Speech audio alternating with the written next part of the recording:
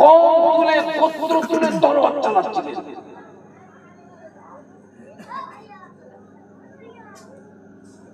আসলি তলোয়ার আর কবিতার তলোয়ার দুটো আসমান জমিন ডিফারেন্স।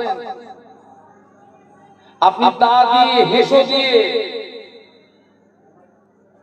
আপনার কুড়াল দিয়ে 10-20 জনকে মারতে পারবেন, তার বেশি মারতে পারবেন না, আপনি নিজে দুর্বল হয়ে যাবেন। আর কবিতার তলোয়ারে তো মারাত্মক, কবিতার তলোয়ারে একটা জাতকে মেরে দেওয়া যেতে পারে, একটা কওমকে মেরে দেওয়া যেতে পারে।